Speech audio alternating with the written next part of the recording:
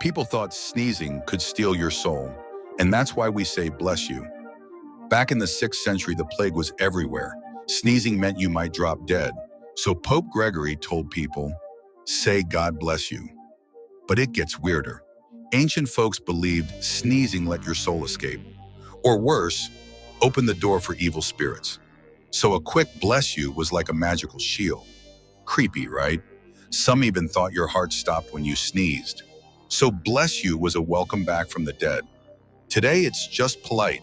But in Iceland, they level up their blessings with each sneeze.